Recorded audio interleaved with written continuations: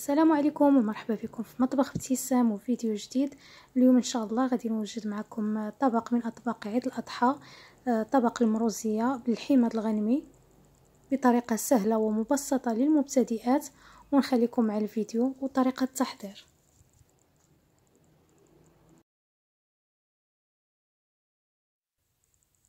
غادي نبداو بسم الله على بركه الله. بالنسبه لهذا الطبق كنحتاجو الحمض الغنمي، وخصها تكون المروزيه خصها تكون من جهه السنسول ولا العنقره. لا، هي من الاحسن تكون السنسول والعنقره، هادو هما الطريفات اللي كنصايبوا بهم المروزيه. بالنسبه لي انا هنا تقريبا عندي شي 2 كيلو مخلط ما بين العنقره والسنسول. بالنسبه للتوابل هادشي اللي غيكون عندنا، من بعد نعطيكم القياس. كنحتاج الملحه، الخرقوم البلدي، العطريه د المروزيه د اللحم، كنحتاج الثومه، وكنحتاج الفلفل الاسود ولا الابزار، وكنحتاج السكينجبير، وكنحتاجو الزعفران حر مذوب في شويه الماء سخون.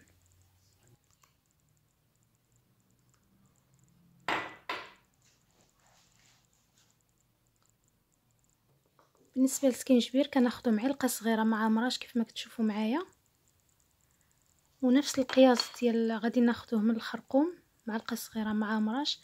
هنا التوابل كنحاولوا ما نكثروش بزاف، لان عندنا توابل المروزيه هي الاساسيه في هاد التتبيله اللي عندنا اليوم. هنا في هادشي الاخر كنديروا غير شويه من الحاجه.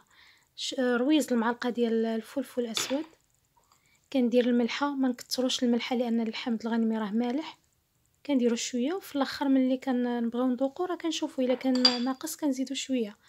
هنا التوابل الاساسيه هي توابل المروزيه، كنكثروا منها شويه، كندير 2 معالق صغار عامرين ولا معلقه كبيره عامره. في الاطباق الاخرين مثلا اللحم بالبرقوق ولا هذا كنديروا غير شويه ديال هاد التوابل المروزيه، ولكن هنا في هاد الطبق المروزيه كنكثروا منه، وكنديروا هنا عندي شي 4 الفصوص ديال الثومه ولا 5. بالنسبه للبنات اللي ما كيعرفوش، ما تخلطوش ما بين راس الحانوت والتوابل المروزيه. راس الحانوت ماشي هو التوابل المروزيه، اللي كنديروه مع اللحم هو توابل المروزيه، اما راس الحانوت كيدار مع الرفيسه مثلا. هنا ضفت عليه الماء اللي عندي مرقد فيه الزعفران الحر. صافي كنخلط هاد التتبيله مزيان، من بعد كندوز فيهم دوك الطريفات ديال اللحم اللي عندنا باش كيتاقدوا مزيان، باش كيتشربوا العطريه.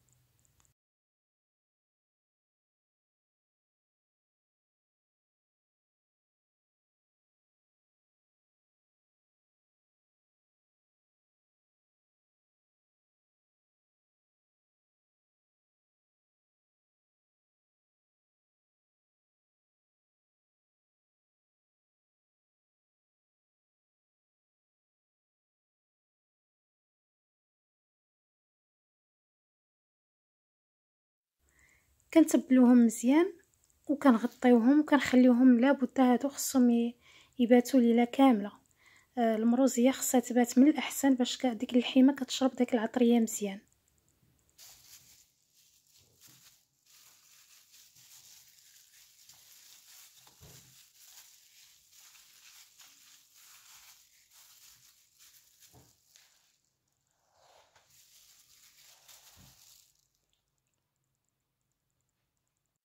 هنا حيت غادي نخليهم يباتوا، غادي نحيدهم من ديك القصريه وغادي نديرهم في الطبسيل، لان انا خفت نخليهم يباتوا في ديك القصريه لانها غير صباغه.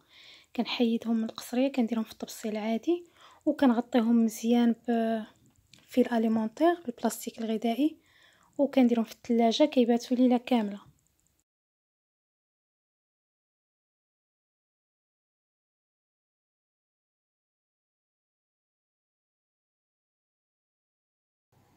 هنا دابا باش عاد نبداو نصبوهم، خديت واحد 2 بصلات كبار كيف ما كتشوفوا معايا، شلطتهم طريفات صغار، كنوضعهم في الطنجره، كنزيد عليهم دوك الطريفات اللحم اللي عندنا. وهي المروزيه ديال زمان ما كانوش كيديروا فيها البصله، دابا حنا عاد ولينا نديروا فيها البصله، اما هي الاصليه ما كتدارش فيها البصله، كطيب غير في الزويته ديالها. على حسب الثلاجه شحال هذه ما كانتش الثلاجه وهذا كانوا كيطيبوها هكا وكيخليوها باش ديك البصله ما كتخسرش اللحم.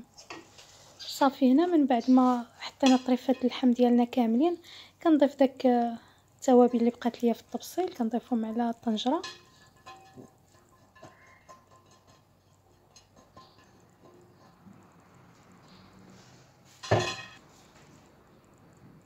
من بعد كنضيف واحد طريفه السمن كيف ما كتشوفوا معايا، وكنضيف 2 عويدات ديال القرفه. كيف ما لاحظتوا هنا انا ما درتش القرفه بودر، درت غير العواد باش المرقه ما كنبغيهاش تكون كحله، باش ما تكحلياش المرقه واللحم حتى الاخر. عاد غادي نرش عليها شويه القرفه. هنا زدت نص كاس ديال العنبه ديال الزيت نباتيه، غير الزيت عاديه، ما كنديرش الزيت الروميه، ما كنديرش الزيت البلديه، كندير غير الروميه. صافي كنسد عليهم وكنخليهم على نار مهيله حتى كتذوب ديك البصله كيف ما كتشوفوا معايا دابا. هنا من بعد نص ساعه تقريبا على المهل حتى دابت البصله واللحم بدا كيتشرب شويه العطريه. صافي كنحركوا هكا واحد التحريكه صغيره وكنضيف، وكيف ما شفتوا معايا راه طالقه الماء. هذا راه الماء ما درتوش انا نهائيا، هذا غير الماء ديال اللحم والبصله، ولكن غادي نضيف عليه واحد كاس تقريبا ديال الماء باش يطيب، باش غادي نخليه يطيب في هذه المريقه مع داك الكاس د الماء. هو اللحم الغنمي راه دغيا كيطيب، الا كانت عندكم الحولي كبير ما كيطيبش دغيا من الاحسن ديروه في الكوكوط وما ديروش الماء بزاف، ما تعمروش الكوكوط بالماء وتنقصوا من البوطه وتخليوها طيب على المهل. حتى في الكوكوط راه كتبغي طيب على المهل وما تكثروش الماء بزاف. صافي كيف ما شفتوا معايا دابا راه زدت كويس الماء اللي عندي وكنغطيها وكنخليه حتى كيطيب على خاطرو على المهل. صافي هنا راه طاب ليا دابا كيف ما كتشوفوا معايا، راه شفتوا راه طاب.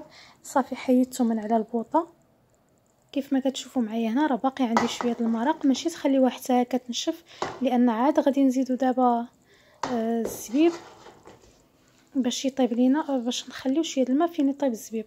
هنا خديت الزبيب غسلته مزيان، ما نحتاجوش نرقدوه، غير نغسلوه بلا ما ترقدوه.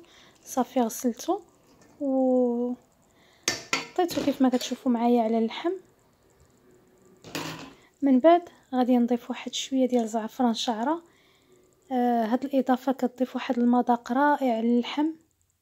واخا درت زعفران شعره في الاول كنضيف دابا شي شويه في الاخر. ديما يكون عندكم زعفران بزايد ملي كتبغيو تقدموا الطبق، باش كتبغيو تشحروا مثلا باش تقدموه ديروا عليه شي شويه هكا ديال الزعفران الحر.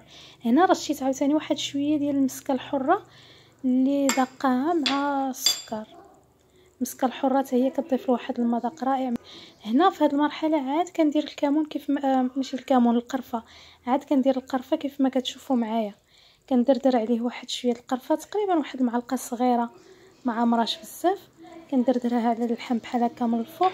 من بعد كندير العسل كيف ما كتشوفوا معايا. هنا درت العسل غير عيني ميزاني تقريبا واحد 4 ولا 5 د المعالق كبار.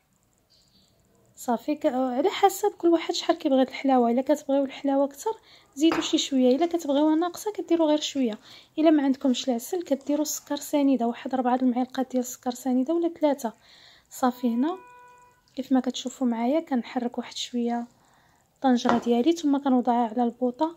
هنا غادي نزيد واحد شويه د الماء، 4 كاس ديال الماء، لان شفتها شويه بحال بدات كتنشف لي من الماء. غادي نزيد واحد 4 كاس باش نخليها تشحر على خاطرها تعسل، غنخليها تعسل على خاطرها. دابا كيف ما كتشوفوا معايا غادي نديرها على نار مهيله وغادي نغطيها وغنخليها حتى تعسل ويطيب الزبيب.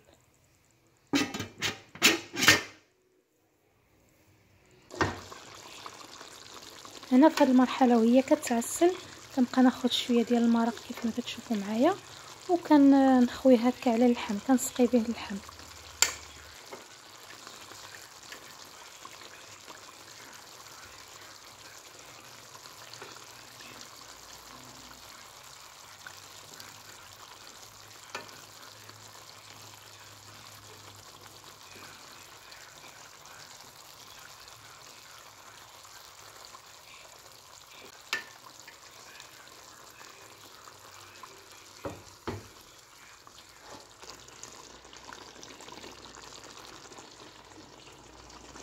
وكنبقاو بحال هكا مره نحركوها بهذه الطريقه بلا ما نحركوها بالمعلقه ولا بالمغرف باش اللحم ما تفرتت ليناش تبقى صحيحه. كنحركوها غير بحال هكا، كنهزوها من يديها وكنحركو شي شويه، وكنعاودو هاد العمليه ديال المرق باش كتجينا اللحيمه محمره.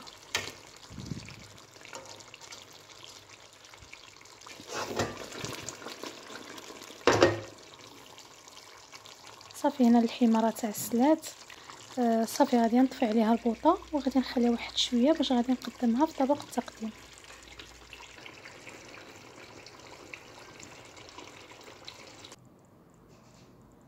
هنا من بعد ما طفيت عليها كيف ما كتشوفوا معايا كتجي محمره وكتجي واقفه في الزويته ديالها، ما خصش الماء يبقى فيها، المرق ما خصوش يبقى.